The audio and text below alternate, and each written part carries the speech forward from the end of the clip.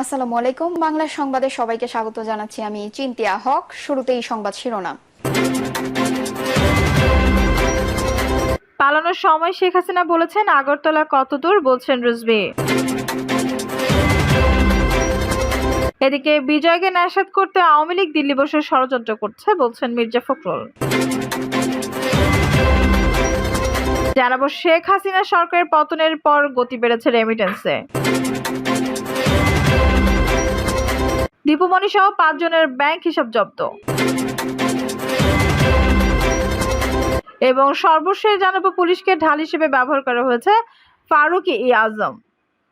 দর্শক শুনছিলেন সংবাদ শিরোনাম, এখন বিস্তারিত। পালানোর সময় শেখ হাসিনা বলেছেন আগরতলা কতদূর, বলছেন রিজভী। পালানোর সময় শেখ হাসিনা মনে হয় বলেছেন আগরতলা কতদূর বলে মন্তব্য করেছেন বিএনপি সিনিয়র যুগ্ম মহাসচিব রুহুল কবির রিজভী।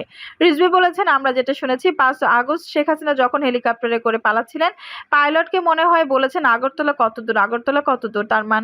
তার মনে এতটাই সংশয় ছিল, জনগণ মনে হয় এবার তাকে আর ছাড় দেবে না। এই বিএনপি নেতা বলেন, 5 আগস্ট সারা দেশে ঢাকা শহরের বিস্তার লাভ করেছে শুধু মানুষের কাফেলা, মানুষের মিছিল। দেশের এক প্রান্ত থেকে আরেক প্রান্ত, এক মহানগর থেকে আরেক মহানগর, জেলার সদর, প্রত্যেকটি জায়গায় শুধু মানুষ আর মানুষ। শেখ হাসিনা ওই হেলিকপ্টারেই বুঝতে পেরেছেন তিনি জনগণের অভ্যন্তরীণ শক্তিকে বুঝতে পারেননি, তাই তিনি আকুতাকু করেছিলেন কখন আগরতলা পৌঁছাবে বলে।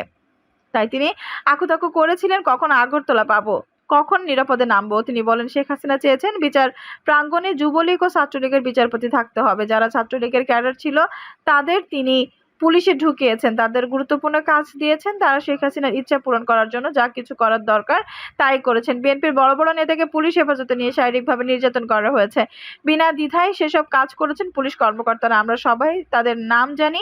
বিএনপি সিনিয়র যুগ্ম মহাসচিব বলেন, শেখ হাসিনা কোথায় যেন একটা ভুল করে বসেছিলেন। সেই ভুলটা হচ্ছে তিনি বিশ্বাস হারিয়েছিলেন। সেই ভুলটা হচ্ছে তিনি বিশ্বাস হারিয়েছিলেন। সেই বিশ্বাস হারানো থেকেই ভুলটা। সেটা হচ্ছে তিনি জনগণের যে শক্তি, সেই শক্তি তিনি উপলব্ধি করতে পারেননি। এখানে একটা তার বড় ভুল হয়ে গিয়েছিল। নেতাকর্মীদের উদ্দেশ্যে তিনি বলেন যে গণতান্ত্রিক প্রত্যয়ের জন্য আমরা লড়াই করেছি।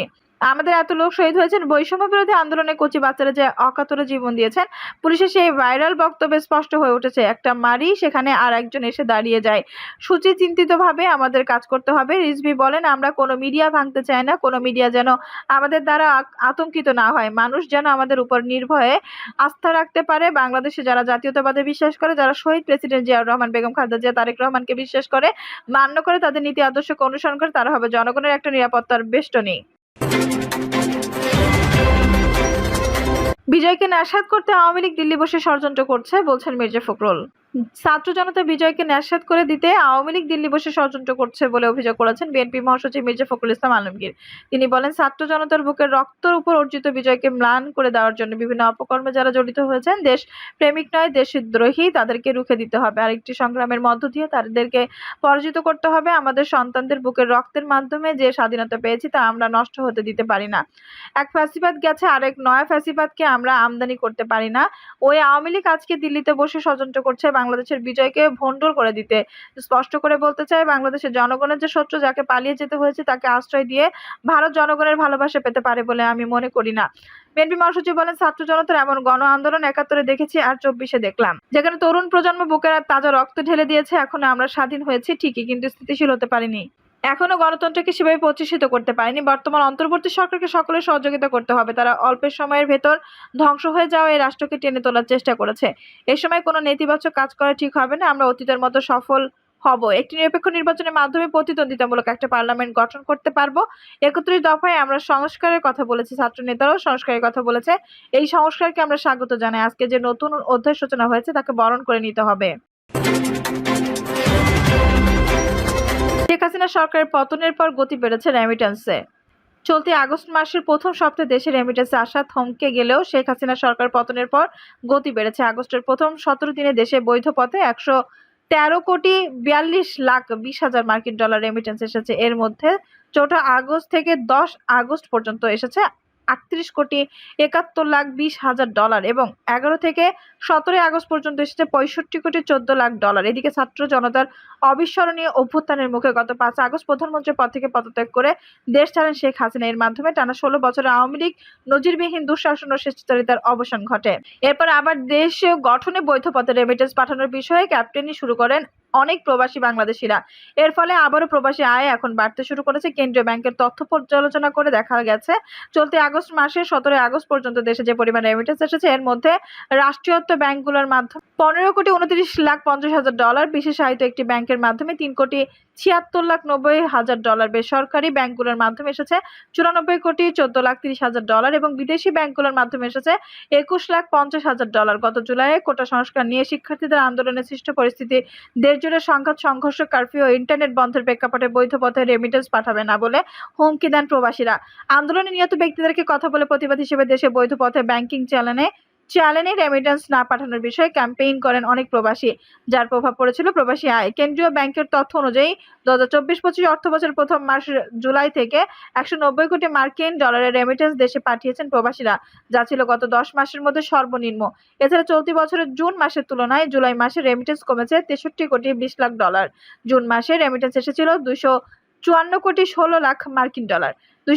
2023-24 অর্থবছরের জুলাইয়ে $197,31,00,000, আগস্টে $159,94,00,000, সেপ্টেম্বর মাসে $133,43,00,000, অক্টোবরে $197,14,00,000, নভেম্বরে $193,00,000, ডিসেম্বরে $199,12,00,000, জানুয়ারিতে $211,31,00,000, ফেব্রুয়ারিতে $216,45,00,000, মার্চে $199,70,00,000, এপ্রিলে এসেছে $204,42,00,000, মে মাসে এসেছে $225,38,00,000 এবং জুন মাসে এসেছিল $254,16,00,000 মার্কিন ডলার রেমিটেন্স। দীপু মনি সহ 5 জনের ব্যাংক হিসাব জব্দ। সাবেক সমাজ কল্যাণ মন্ত্রী ডক্টর দীপু মনি, সাবেক স্বাস্থ্যমন্ত্রী জাহিদ মালেক, শেখ হেলাল, লিয়াকত আলী শিকদার ও জিয়াউল আহসান এবং তাদের পরিবারের ব্যাংক হিসাব জব্দ করেছে বাংলাদেশ ব্যাংকের আর্থিক গোয়েন্দা সংস্থা বাংলাদেশ ফাইন্যান্সিয়াল ইন্টেলিজেন্স ইউনিট। জানা গেছে, সাবেক সমাজ কল্যাণ মন্ত্রী ডক্টর দীপু মনি, তার স্বামী তৌফিক নওয়াজ এবং বড় ভাই ডক্টর জে.আ. আওয়াদুদ টিপুর ব্যাংক অ্যাকাউন্ট জব্দ করা হয়েছে।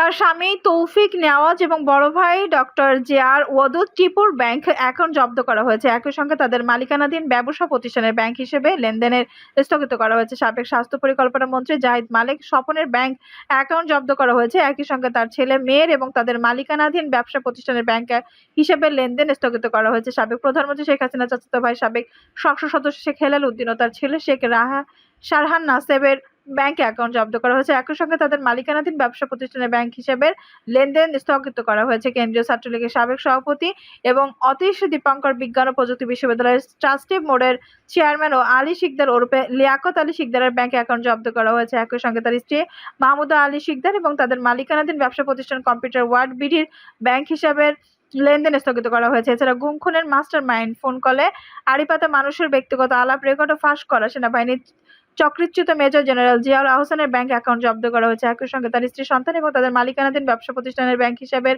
লেনদেন স্থগিত করা হয়েছে। হিসাব জব্দ করাদের ব্যক্তিগত ব্যবসায়িক অ্যাকাউন্টের মাধ্যমে সব লেনদেন বন্ধ থাকবে। আগামী 30 দিন এসব হিসাব কোনো ধরনের লেনদেন করা যাবে না। প্রয়োজনে লেনদেন স্থগিত করার এই সময় বাড়ানো হবে। লেনদেন স্থগিত করার এই নির্দেশনায় মানি লন্ডারিং প্রতিরোধ বিধিমালা সংশ্লিষ্ট ধারা প্রযোজ্য হবে বলে ডিএফআইইউ এর চিঠিতে বলা হয়েছে।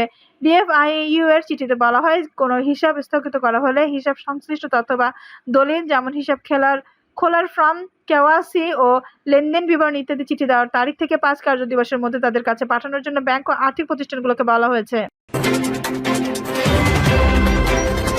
পুলিশকে ঢাল হিসেবে ব্যবহার করা হয়েছে ফারুক-ই আজম।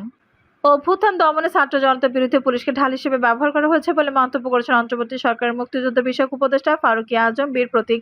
তিনি বলেছেন, এখন আবার অনেক জায়গায় জনগণ পুলিশকে ফুল দিয়ে বরণ করে নিচ্ছে। এই ধারা অব্যাহত থাকুক। সবাইকে নিয়ে আমরা একটি বৈষম্যহীন, সুন্দর এবং বাংলাদেশ গড়ে তুলতে চাই। এই সময় চিকিৎসাধীন পুলিশ সদস্যদের চিকিৎসার বিষয়ে খোঁজখবর নেন এই উপদেষ্টা। প্রয়োজনে আহত পুলিশ সদস্যদের উন্নত চিকিৎসার জন্য ঢাকায় পাঠানোর কথাও জানান তিনি।